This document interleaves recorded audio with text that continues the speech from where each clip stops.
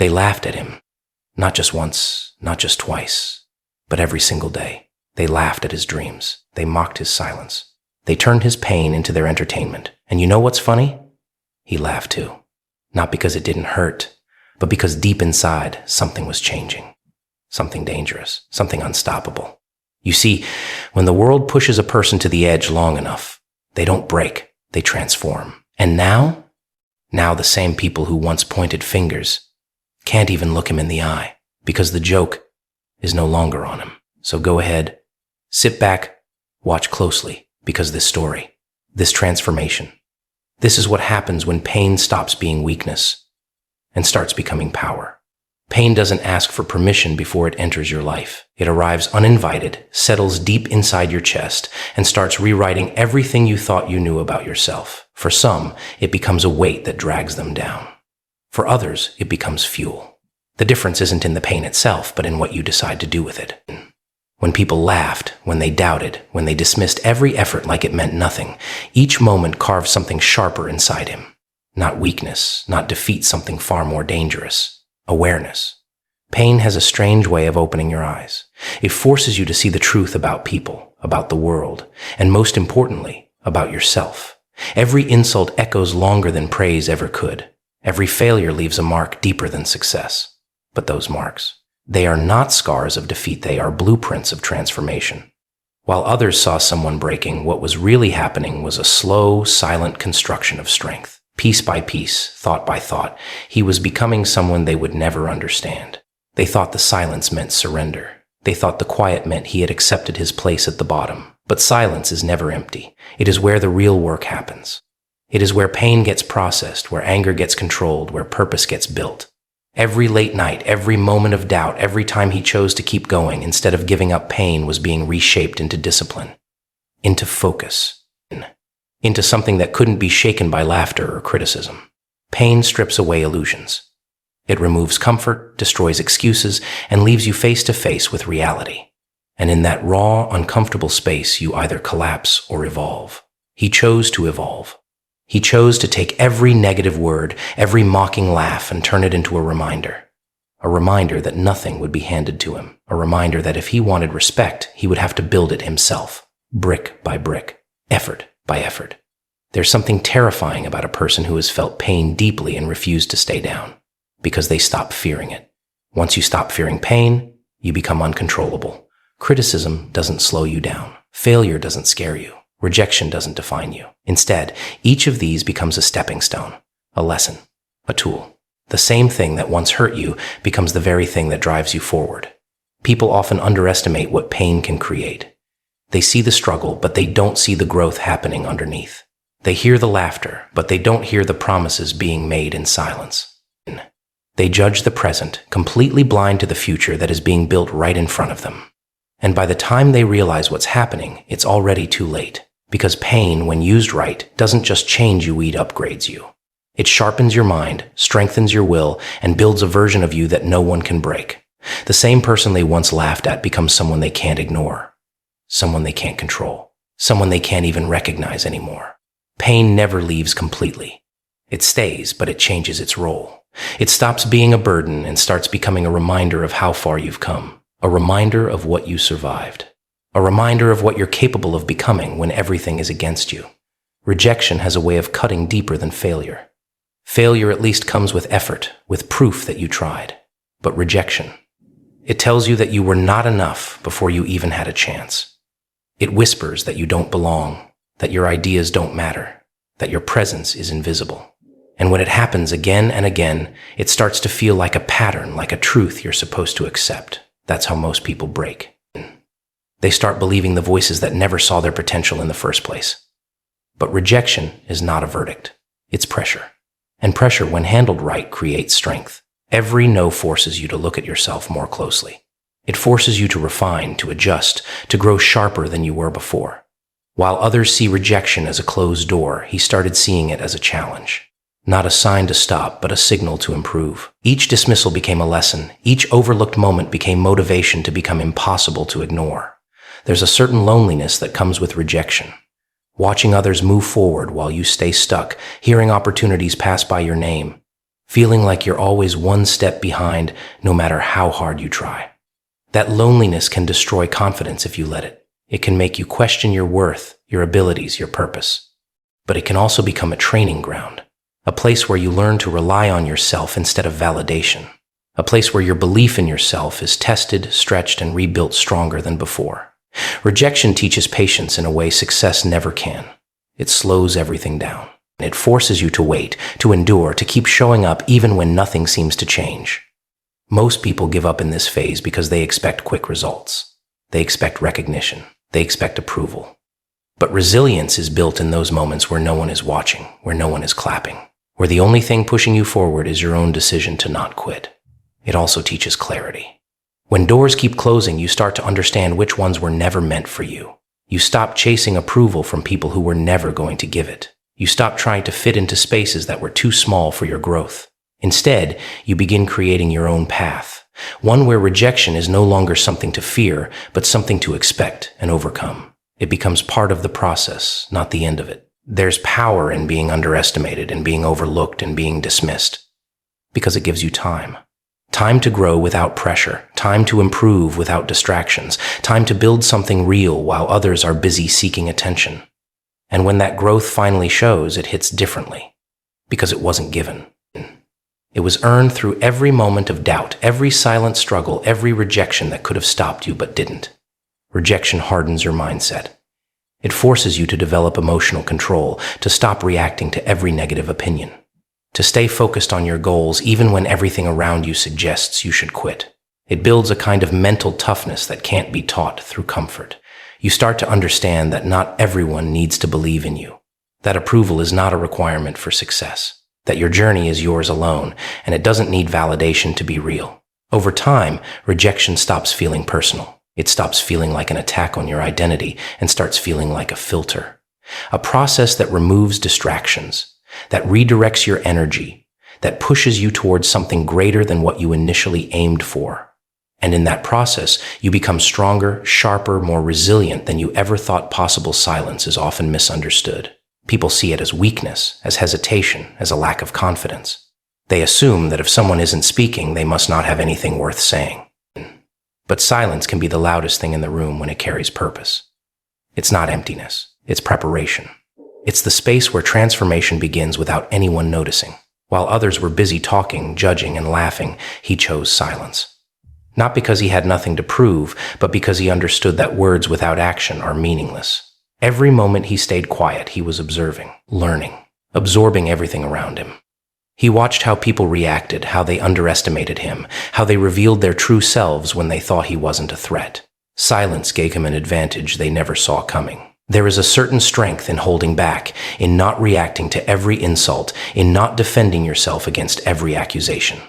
Most people feel the need to respond immediately, to protect their ego, to prove their worth in the moment. But reacting emotionally often weakens your position.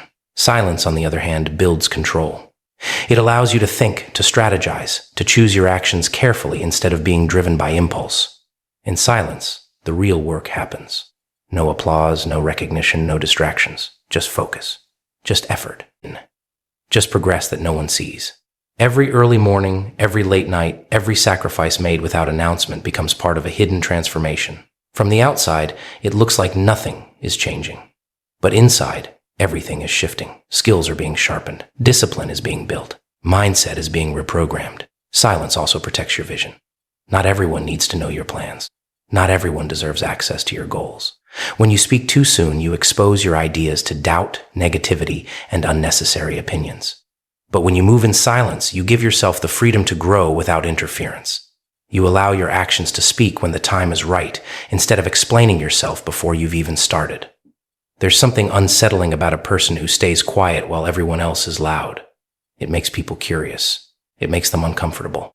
They start to wonder what's happening beneath the surface, and most of the time, they underestimate it. They assume silence means inactivity. They assume nothing is being built. That assumption becomes their biggest mistake, because when the results finally appear, they seem sudden to everyone else. Overnight success, they call it.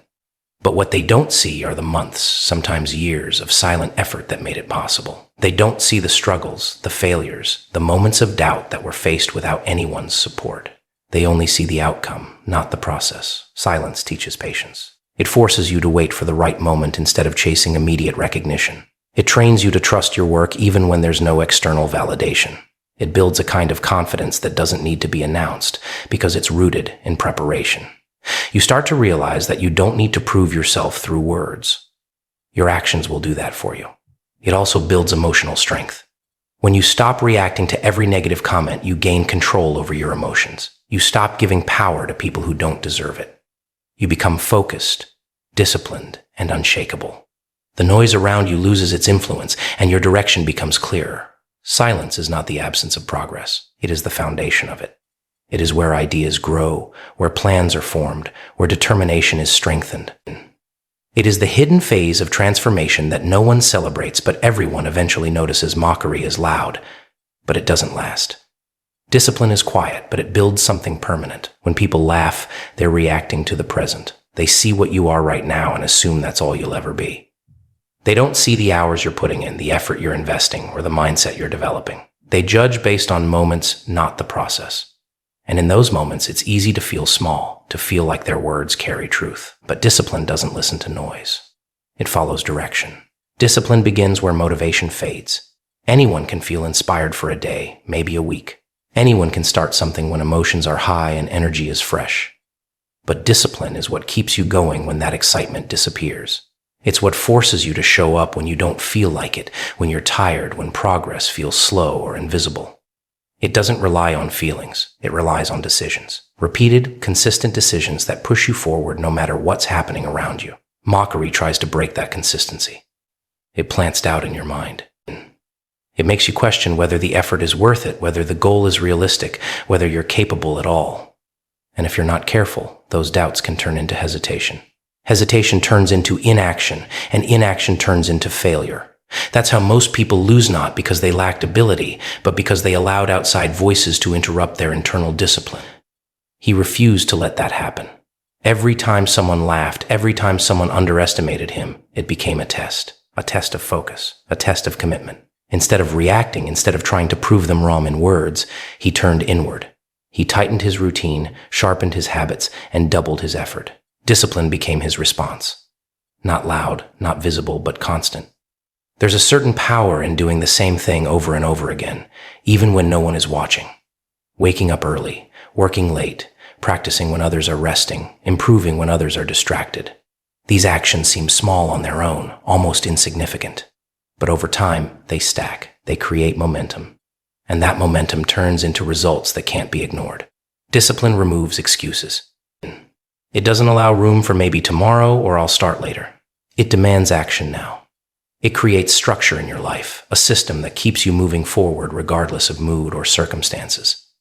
While others are controlled by their emotions, discipline puts you in control of your actions. And that control is what separates progress from stagnation. Mockery fades because it has no foundation. It's based on opinions, on temporary perceptions, on limited understanding. Discipline, on the other hand, builds a foundation brick by brick. It creates real change, real growth, real improvement. And unlike opinions, results are undeniable. They don't need explanation. They don't need defense. They speak for themselves. There's also a mental shift that happens when you commit to discipline. You stop seeking approval. You stop needing validation. Your focus shifts from what people think to what you're doing. You become less reactive, more intentional. Every action has a purpose. Every step is part of a larger plan. That clarity makes you harder to distract, harder to discourage.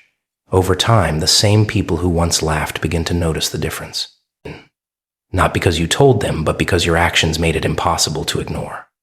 The consistency, the improvement, the results, they all point to something deeper than talent or luck. They point to discipline.